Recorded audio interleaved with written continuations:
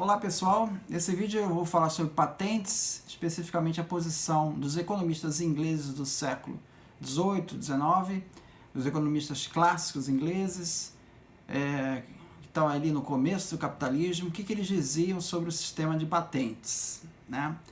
Existe um livro do Michael Boldrin, do David Levine, de 2008, livro Against Intellectual Monopoly, um livro contra os patentes, né?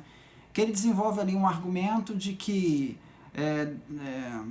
Adam Smith e Davi Ricardo, eles, longe de se tornarem irrelevantes, na economia que se aproxima, serão cada vez mais relevantes, porque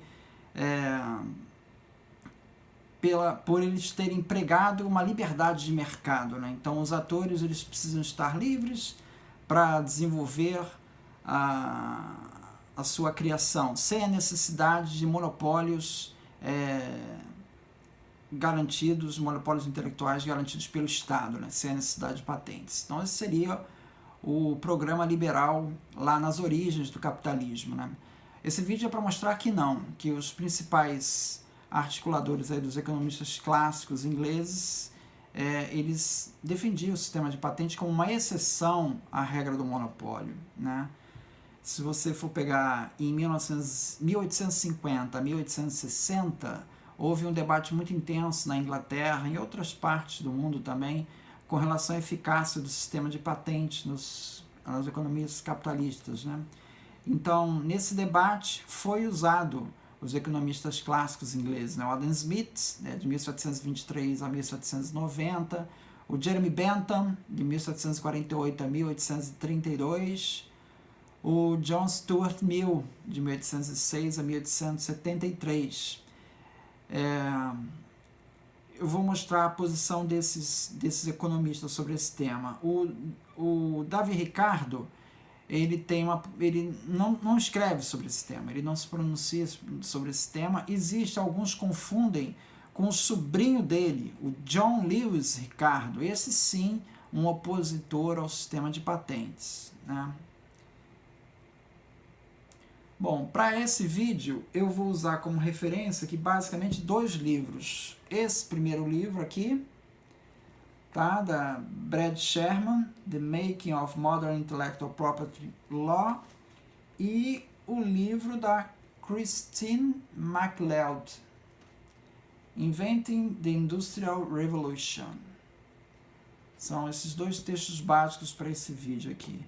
Bom, Adam Smith escreve na sua obra Riqueza das Nações, escreve o seguinte: a propriedade que cada homem possui como fruto do seu trabalho é o fundamento de todas as outras propriedades. Desta forma, é a mais sagrada e inviolável propriedade. Ele está refletindo as teses de John Locke, né, que enfatiza o papel fundamental da propriedade privada, né, na sociedade capitalista.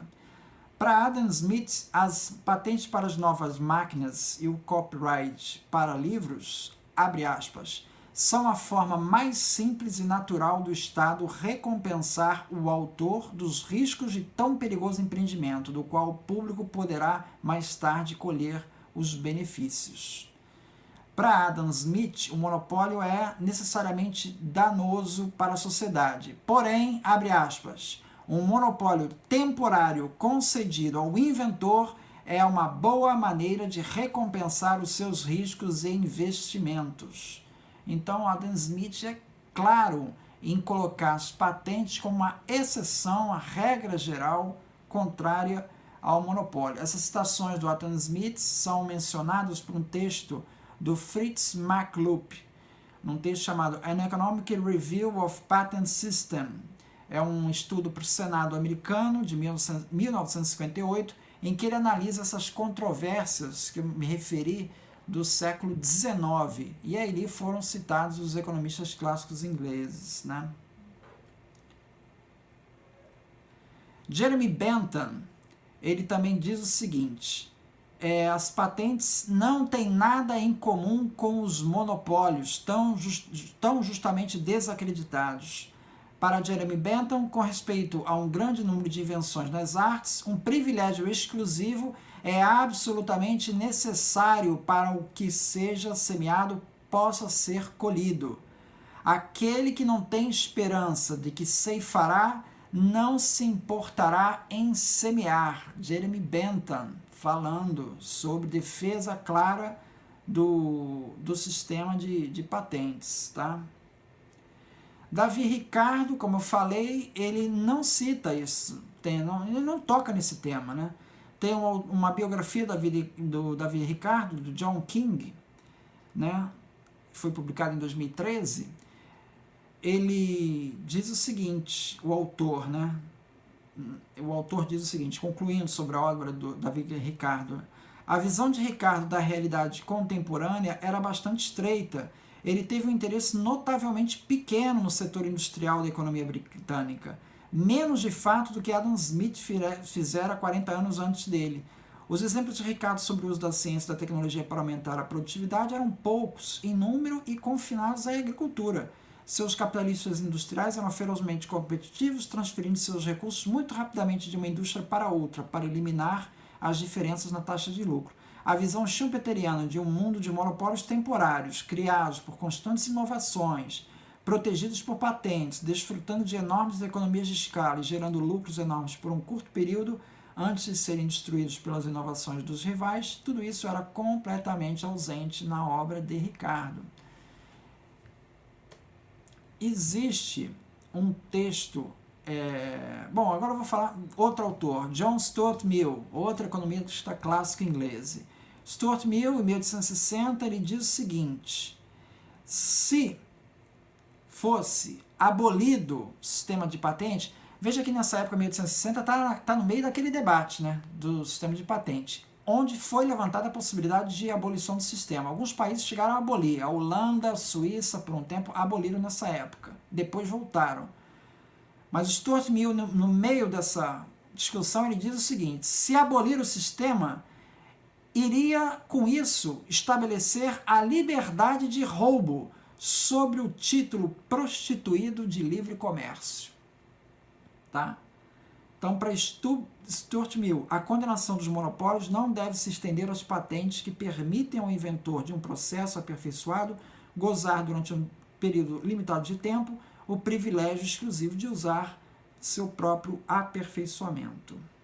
Tá? Então, uma defesa clara do sistema. John Locke, ele vai defender a propriedade privada, ele não fala da propriedade intelectual. No entanto, o Robert Mergers, né, ele escreveu há poucos anos, né, um livro, Justifying Intellectual Property, em que ele usa a tese do John Locke como fundamento do sistema de patentes. Ou seja, se você pega o raciocínio do John Locke de dar valor ao trabalho e por isso você tem direito à propriedade privada, se você estende esse raciocínio, você chega na proteção da propriedade intelectual. Tá? Então, segundo John Locke, ele diz o seguinte: aquele que pode assegurar seu bem-estar com o que já foi obtido, não tem o que reclamar. Quer dizer, ele prevê a possibilidade de exceções a essa regra de propriedade. Ao traçar uma equivalência entre trabalho com direitos de propriedade, John Locke confere um status especial ao trabalho intelectual. Isso na visão do Robert Mergers, é uma extensão, né? John Locke diz o seguinte: podemos dizer que o trabalho de seu corpo e a obra produzida por suas mãos são propriedade sua. Sempre que você tira um objeto do estado em que a natureza o colocou e deixou e mistura nisso seu trabalho e aí só acrescenta algo que lhe pertence, por isso torna sua propriedade. Ao remover este objeto do estado comum em que a natureza o colocou através do seu trabalho, adicionando algo que excluiu o direito comum dos outros homens, sendo esse trabalho uma propriedade inquestionável do trabalhador, nenhum homem, exceto ele, pode ter o direito ao que o trabalho lhe acrescentou, pelo menos quando o que resta é suficiente aos outros, em quantidade e em qualidade. Então, Locke está defendendo a propriedade privada, e esse raciocínio de que aquilo que você agrega a uma propriedade, fruto do seu trabalho, você tem direito sobre essa propriedade, pode ser usado também na propriedade intelectual, em que você agrega um trabalho que você fez. Augustin Ramela, na área jurídica da Itália, né, ele também usa o mesmo raciocínio, baseado na linha do Locke. Tá? Se o trabalho é a fonte originária e também o fundamento jurídico da propriedade, é justo que o autor de inventos possa invocar o dito princípio para sujeitar a seu próprio domínio exclusivo os seus inventos. Então, Ramela está pegando a tese do Locke, estendendo para a propriedade intelectual. Exatamente o que o Robert Merges fez aqui nesse livro. Então, a gente tem que entender assim, por que os economistas clássicos não deram tanta atenção às patentes e falaram pouco? Davi Ricardo nem falou. Bom, uma razão para isso é que o conceito de revolução industrial, na época em que aconteceu, nos seus contemporâneos, lá no século XVIII, na Inglaterra, ele não foi percebido imediatamente. Tá? Você tem o texto aqui do Karl Marx, do Capital, ele falando do Adam Smith, ele diz o seguinte: em geral, no entanto, a maquinaria exerce aquela função secundária que Adam Smith lhe atribuiu ao lado da divisão do trabalho. O papel subordinado que Adam Smith confere à maquinaria provocou no começo da grande indústria a polêmica de Lauderdale e numa época mais desenvolvida de Urey. Então ele reconhece que o Adam Smith ele não dá muito destaque para as inovações na Revolução Industrial. Né?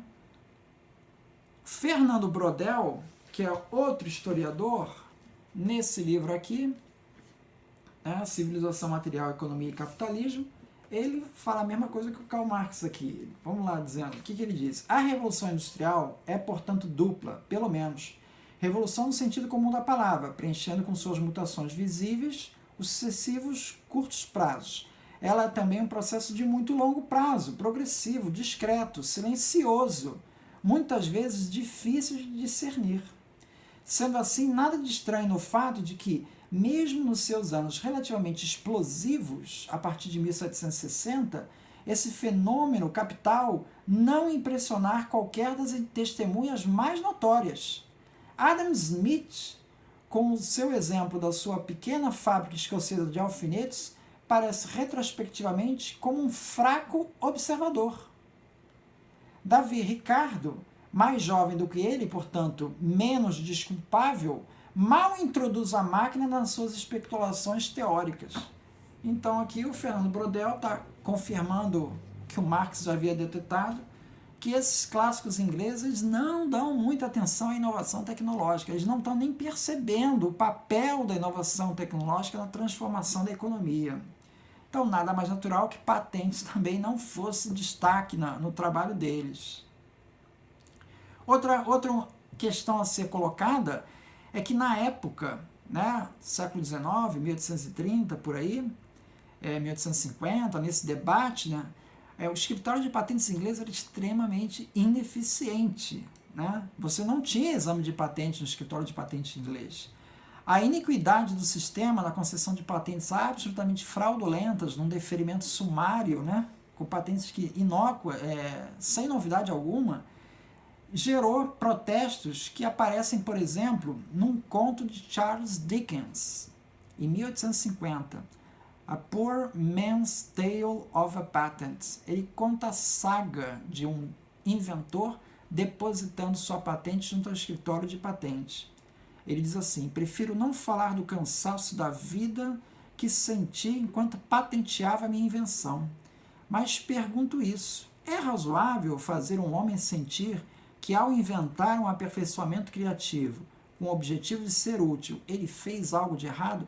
Quer dizer, era tão complicado e burocrático e caro conseguir uma patente na Inglaterra do século XIX que o inventor se sentia culpado. Será que eu fiz alguma coisa errada para sofrer tanto? Né?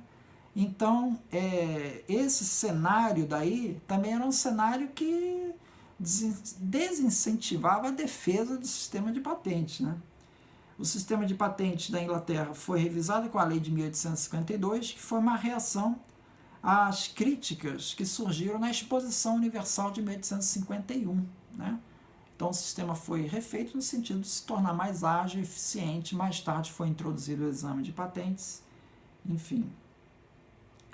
No Brasil, essa discussão dos clássicos ingleses, ela veio parar aqui, né? O Brasil tem a lei de patente de 1809 e nessa época o Visconde de Cairu, ele escreveu um texto falando sobre industrialização, onde ele fala do sistema de patente.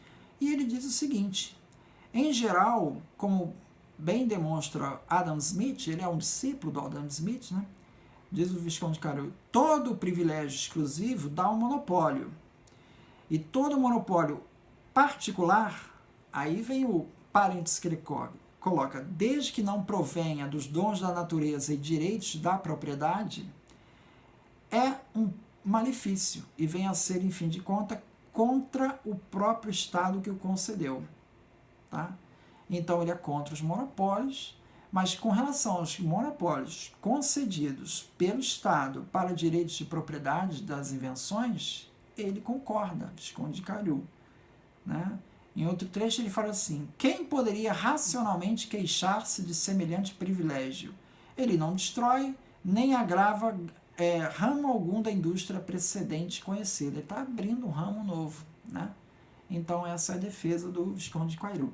Então, resumindo, os clássicos ingleses dedicam de fato pouca atenção à inovação e às patentes. Isso tem suas razões, pelo sistema inglês precário, por causa da própria inovação tecnológica, não tinha o papel que hoje tem, né? Mas apesar disso, muitos economistas ingleses eles se pronunciaram sobre o sistema de patentes e de maneira favorável, não foram contra. Então é isso. Obrigado.